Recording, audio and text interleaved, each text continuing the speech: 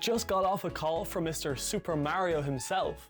Looks like cancel culture and the Environmental Protection Agency are going off about climate change and Mario Kart having an unnecessary amount of pollution for absolutely no reason.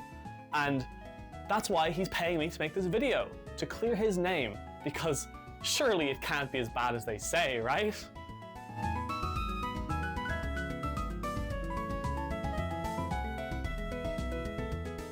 Okay, surely famed everyman and my personal friend Mario would not be a massive contributor to climate change. I mean, when has an Italian ever done anything wrong ever? Okay. And what happened to him? Upside down, wow. Okay, I suppose we're going to have to investigate good old Mario a little bit, seeing as he is the founder, majority shareholder, and branding juggernaut of the Mario Kart World Corporation. Of course, I seriously doubt he's even capable of any wrongdoing, surely not my friend Mario. But we do have to be impartial here though, so let's get down to business. We can find out just how much greenhouse gas the entirety of Mario Kart World is putting out per year by calculating its carbon footprint. A carbon footprint will tell you not only how many emissions are being produced directly by an entity or organization, like the actual carbon output of registered company vehicles, but it also takes into account indirect emissions, like during the material sourcing and production of those vehicles.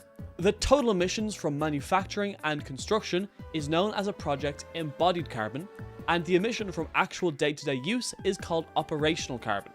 In the case of Mario Kart World, that means we're going to take into account the emissions produced by the karts and bikes, but also the emissions from manufacturing them. We're also going to have to look at each track, figure out how much carbon would have been emitted during construction, and then figure out how much, if any, emissions are produced during a race. Finally, we'll need to tally up any other buildings or projects owned by the Mario Kart Corporation throughout the map that don't line up with any one particular track. But before we get into it, that's right, you know what time it is. Time to go to bed, because it is nearly 4 AM here and I've been up all night editing this video. Oh no, I forgot I live in Ireland, which many people forget has the same latitude as parts of Canada, and it's the middle of summer, so it's literally already bright out. This is not a bit, to be clear. We get like 5 hours of darkness in the summer, and even then, it's not even that dark. If you have even a normal sleep schedule, you still need some way to block out the sunlight for at least half the night. That's why this video is proudly sponsored by Mantis Sleep. They sent me out this sleep mask to try out, and it is genuinely the best one I've ever used. It's super comfy, has these cups that prevent any pressure on the eye, which is super important for your eyes in any sleep mask, by the way, and because of these Velcro eye cups, you can put around to fit your personal needs. They also sent me out these microwavable and freezable eye cups, which feel really nice on the skin. So if you want to get a mask for yourself and try it out, you can use the code KTL at checkout to get 10% off. I think it's a really solid product, and I've kept mine by my bed since I got it, and I can't really offer higher praise than that. Either way, let's get back to the video. Alright, our first course of action is that we need to decide what elements of the Mushroom Kingdom in Mario Kart World we will not be tracking the emissions of, because basically everything else will be a factor here. Civilian vehicles. The Toads, they do have to get to work, unfortunately. We would prefer if they had electric cars, which they don't, but that's not really Mario's fault. Construction unaffiliated with Mario Kart. Naturally, Mario Bros. Circuit was custom built as a racetrack for the Mario Kart conglomerate, and therefore they are responsible for the emissions produced during construction, but for a race location like the research facility in Dino Jungle that probably already existed, at least I assume it already existed, because it would be insane to build a facility for fun to pretend you're monitoring dinosaurs when you're actually just racing around it in carts. That would be... They wouldn't do... I don't think they would have done that. Where was I going with this? I had a point. Right, yes. If it already existed beforehand, we're not going to count the location's construction as part of Mario Kart's carbon footprint. But we will, unfortunately, have to track the emissions produced while it is running, because there is no reason to keep it running during race season, and especially not while there's drivers going through it. That is an OSHA suit waiting to happen. Electricity. Specifically, we're not tracking anything being used not related to the track or to Mario Kart Corp directly. So obviously in the city levels, any of the houses, lights and appliances don't count. Especially because Mario Kart Corp has asked me to remind you that any reports that they are paying homeowners to keep the lights on throughout the night for aesthetic purposes are completely hearsay and cannot be proven in a court of law. Of course, any electricity being used by tracks that serve no purpose besides the operation of the track will count. So once we know what the electricity usage of a track is, we'll have to estimate the average CO2 output per kilowatt hour in the Mushroom Kingdom. And we're going to use America's national average for this because I think vibe-wise, the Mario Kart World Mushroom Kingdom lines up with the US far more than, say, Japan. This number is about 0.36 kilograms per kilowatt hour. Disposal and waste. In a holistic life cycle assessment, the subject of the assessment will have its carbon footprint tracked from material harvesting to production to usage to then scrappage and disposal.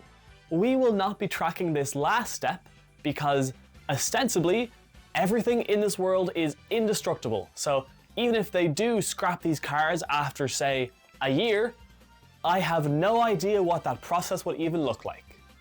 Track maintenance.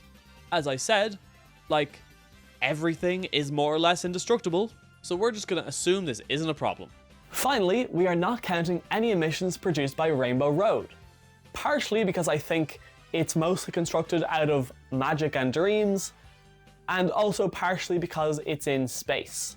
And I think any carbon emitted in space will stay in space. I think. Okay, to start things off, let's begin by talking about the vehicles. There are 50 different characters in Mario Kart World, and I think it's safe to assume each one has their own set of karts and bikes, of which there are 40. Multiplying 40 by 50 and we get 2,000 different vehicles. In order to figure out the embodied carbon of a given vehicle, we need some sort of real-world analog. Luckily for us, Mario Kart 8 gave us an easy layup, the Mercedes brand integration. That's right, Nintendo teamed up with Mercedes to put real-life cars from a real-life car manufacturer in Mario Kart. Why did they do this? But hey, maybe you liked it, maybe you're normal, but the fact is that this kart is more or less a one-to-one miniature version of the Mercedes GLA. This means that we can estimate the weight of an average Mario Kart kart, find the weight and embodied carbon of the GLA, assume that the embodied carbon scales proportionally with weight, use these numbers to estimate the embodied carbon of the GLA kart, also assume that all vehicles have similar embodied carbon numbers across vehicle types and versions of Mario Kart, and we have our embodied carbon per vehicle, 290 equivalent kilograms of CO2. Now, like I said, these karts are, for all intents and purposes, indestructible. But I have to assume that they are replaced at least once a year because, my god, do they take a beating throughout a Grand Prix, let alone a whole year of races. This puts the annual carbon footprint of the manufacturing of all karts and bikes at 580,000 equivalent kilograms of CO2 per year. We also need to estimate how much fuel the karts use on average per year.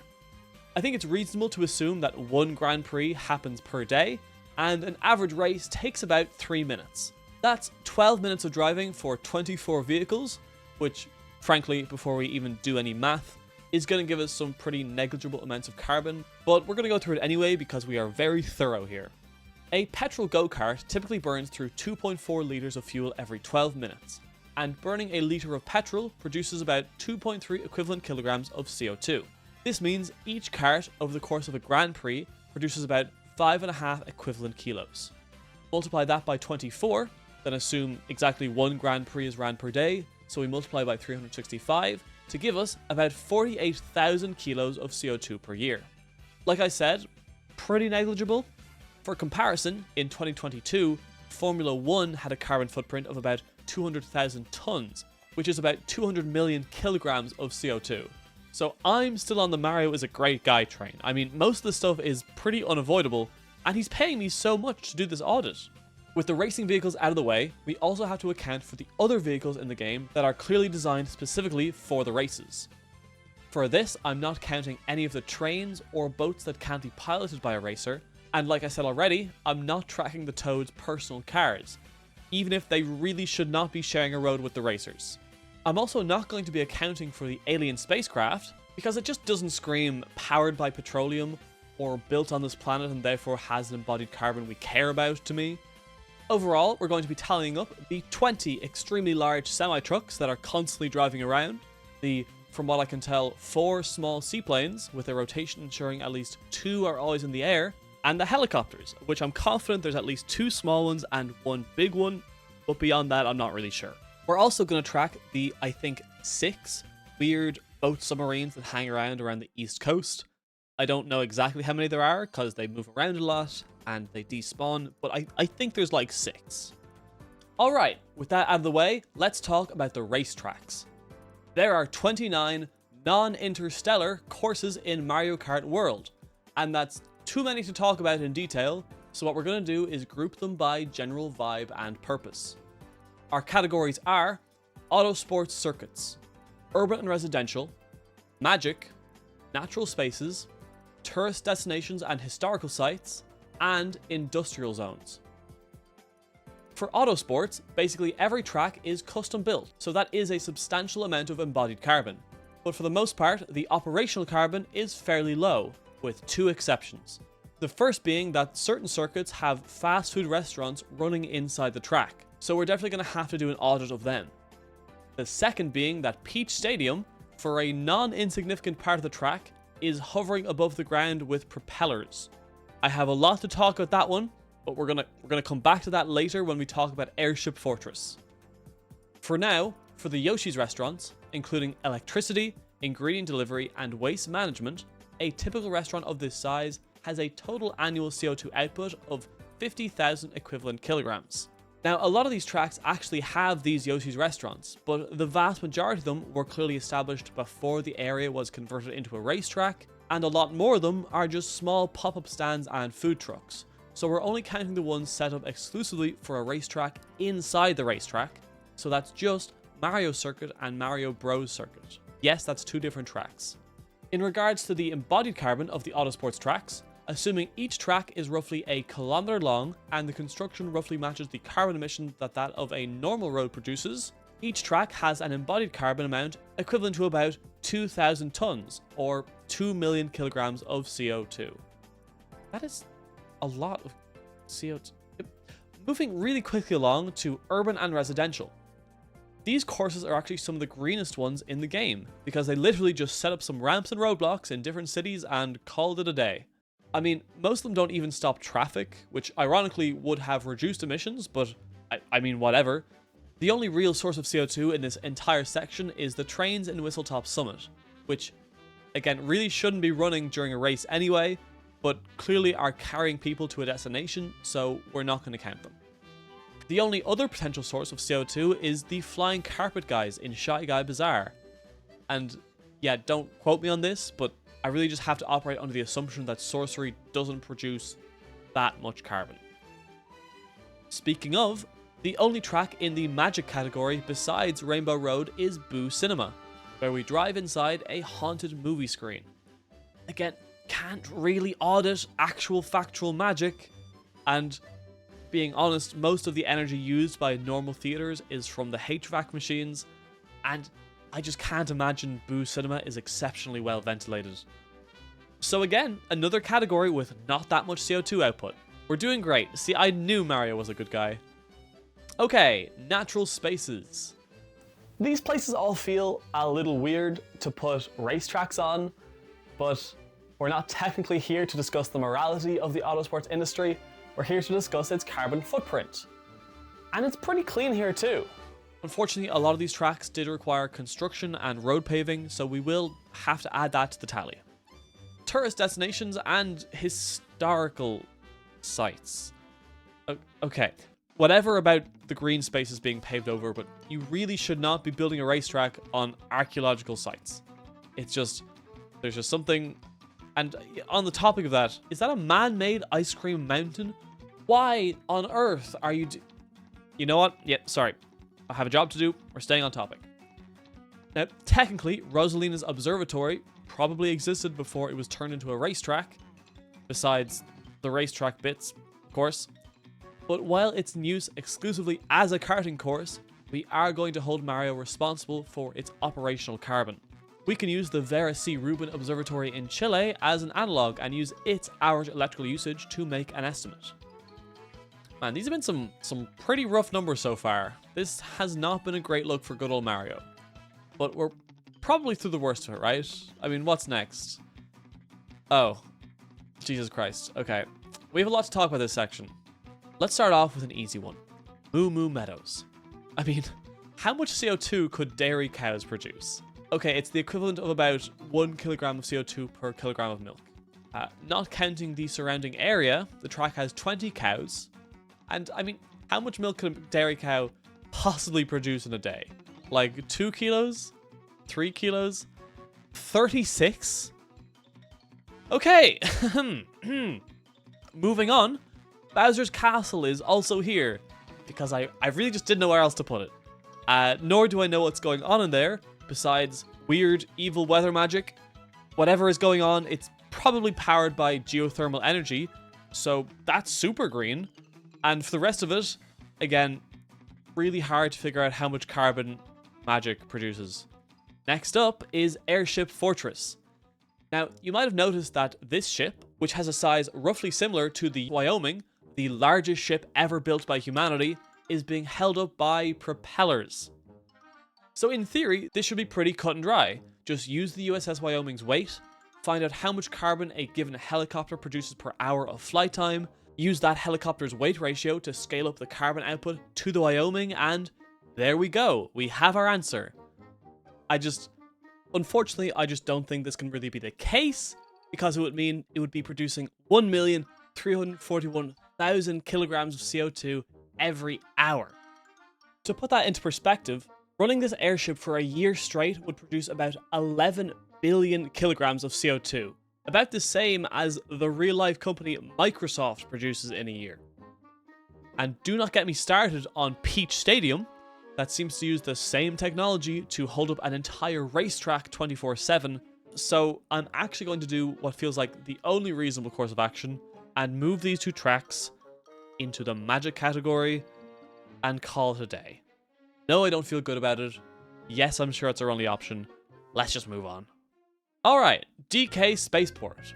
Now, presumably this whole area, mech included, existed prior to it becoming a racetrack. So no embodied carbon we have to hold the Mario Kart conglomerate accountable for here. However, in saying that, the mech is being used as part of the racetrack. So I'm sorry, Mario, I know you're a great guy, you're paying me so much money to do this audit, but we really have no choice but to make you foot the emissions bill for powering this thing. One small issue with this is that it is so big, any number I could give for its electrical costs would be simultaneously entirely meaningless to most of you, and a complete shot in the dark, frankly. But this one is apparently not magic, so we're gonna have to try. So, this game has a funny way of making things seem smaller than they are, but just for reference, here's Mario beside Robo DK's foot. Eyeballing it gives each foot around the size of a small tank. From top to bottom, it's about 12 Marios tall, 8 across, and 4 deep, giving the cuboid it occupies a volume of about 384 Marios cubed. One metric Mario is roughly 150 centimeters, by the way. Now, things get a little bit off the rails here, but I really could not think of a better way to go about this, so just bear with me. We are going to assume that the electrical usage of one Robo DK matches the electricity usage of a number of Boston Dynamics humanoid robots of the same volume. Of course, we currently only have a cuboid around DK, but we can do the same to Atlas here and go from there. Again, very rough estimates. Conveniently, Atlas is more or less exactly 1 Mario tall. Eyeballing its width and height, we get a cuboid of 0.135 Marios cubed. Doing the maths, this means that Robo DK is about 2,844 times bigger than Atlas. Atlas has a 3.7 kilowatt hour battery and needs a recharge roughly every hour. So we can take that 3.7 and multiply it by 2,844 to get our big lad's hourly consumption at roughly 10,522 kilowatts. Multiply that by our average CO2 emitted per kilowatt hour, 0.36, and we get 3,788 kilograms of CO2 emitted into the atmosphere every hour this robot is turned on for. Seeing as it's powered on literally all day, every day, we have to multiply by 24 and 365 here, and we get... Okay, Mario, that is a very high number. It is getting kind of hard to defend you here. So let's just go on ahead to Toad Factory. Okay. Question of the hour. Was this built before it was turned into a racetrack, or was it built for the express dual purpose of manufacturing item boxes and being raceable? I think it has to be the second one. The factory is just far too perfectly laid out to be raced on. This means that the factory's embodied carbon is going to be added to the footprint. Also means Mario is responsible for all operations of the factory, including any domestic and international shipping. Actually, why is Toad Factory loading up item boxes into shipping crates for international trade? I mean, the factory is making several thousand item boxes every single day, but where are they going? I mean, I can't imagine there's that many international racing circuits that need all of these item boxes, and all that's in them is weapons. Is Toad Factory an arms dealer? Is Mario a defense contractor? Am I being paid in blood money? I will not be a part of this. All right, comrades, change of tact. We are taking down this capitalist pig. First things first, we are holding him and his blood-soaked, oil-drowned company responsible for all of Toad Factory's dealings, shipments, and emissions. For your information, about 1% of global emissions comes from the defense sector every year, and the Mushroom Kingdom will not go unquestioned for its part to play in all this. Now, roughly how much carbon is emitted to build and operate a facility like this? That is a great question. And not one that is easy to answer in the scope of this video. We could use sites of a similar size to make some extremely rough estimates about factory construction, probably around the equivalent of 70 million kilograms of CO2. For operational costs, the factory floor we see makes 4 item boxes every 4 seconds. Taking a look at the way these boxes are filled, it seems like they're either filled with one of every item possible, or otherwise filled with some sort of matter in a quantum superstate somewhere between all possible items. In other words, it's magic. It's fucking magic again. Of course it is.